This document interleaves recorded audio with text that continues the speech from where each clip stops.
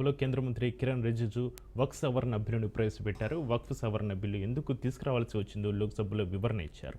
ఈ బిల్లుతో ముస్లింలకు నష్టం చేసేదేమీ లేదని, బిల్లును వ్యతిరేకిస్తున్న వారు ఇది తీసుకోవాలన్నారు.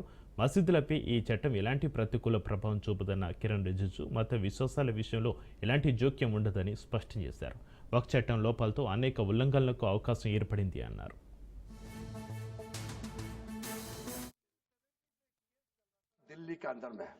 दिल्ली के अंदर में हमारा सीजो कॉम्प्लेक्स है, पार्लियामेंट बिल्डिंग है, कई प्रॉपर्टीज है और इसको वक्फ बोर्ड, दिल्ली वक्फ बोर्ड ने क्लेम किया कि ये वक्फ प्रॉपर्टीज है।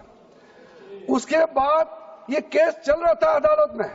उस समय यूपीए सरकार ने पूरा सारा जमीन को डी नोटिफाई करके वक्फ बोर्ड को दे दिया। 123 प्रॉपर्टी अगर आज हम ये संशोधन लेके नहीं आते तो जिस सदन में हम बैठे हैं, ये पार्लियामेंट बिल्डिंग, इसको भी क्लेम किया जा रहा था।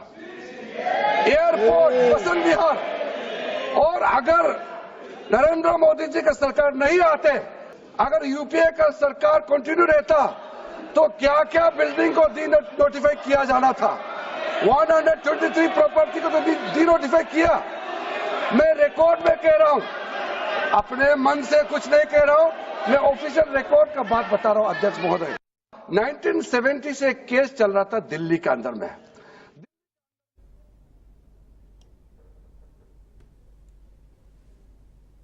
వక్ఫ్ సవరణ బిల్లు ప్రవేశపెట్టిన అనంతరం విపక్షాలు ఆందోళన చేయడంపై అమిత్ షా ఘాటుగా కౌంటర్ ఇచ్చారు. ప్రతిపక్షాలు జేపీసీ వేయాలని కోరాయని, విపక్షాల డిమాండ్ మేరకే జేపీసీ వేశామన్నారు. తాము కాంగ్రెస్ల జేపీసీ సవరణలను పట్టించుకోకుండా యథాతథంగా తీసుకురాలేదన్నారు.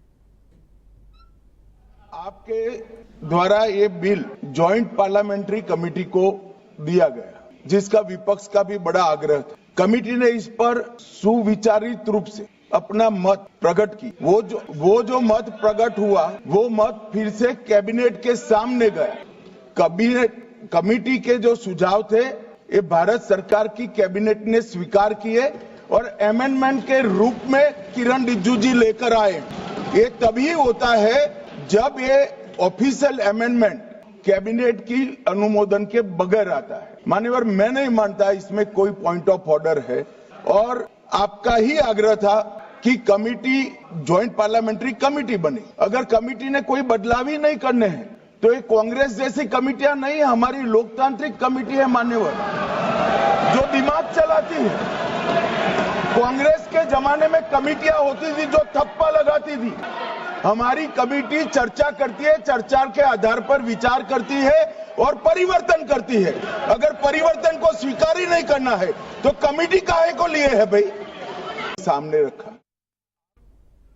వక్ఫ్ సవరణ బిల్లు 2025పై కాంగ్రెస్ తప్పుడు ప్రచారం చేస్తుంది అన్నారు అమిత్ షా. అనేక అపోహలు సృష్టిస్తున్నారని అన్నారు. వక్ఫ్ బిల్లుపై విపక్షాలు గందరగోళం సృష్టించే ప్రయత్నం చేస్తున్నాయని మండిపడ్డారు.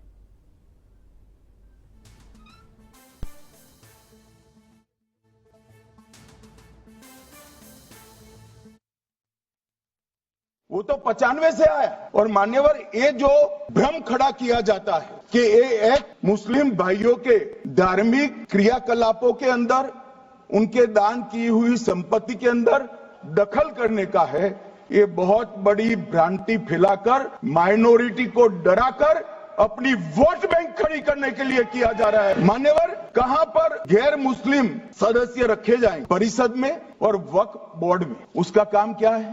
उनका काम धार्मिक क्रियाकलापों को चलाने का नहीं है। वो शुद्ध रूप से वक्फ का जो कानून, दान के लिए किसी ने दी हुई संपत्ति, उसका एडमिनिस्ट्रेशन अच्छे से चल रहा है नहीं चल रहा है, कानून के हिसाब से चल रहा है नहीं चल रहा है, या तो दान जिस चीज के लिए दिया गया, इस्लाम धर्म के लिए दिया गया, गरीबों के भोजन के लिए दिया गया, गरीबों के उद्धार के लिए, वो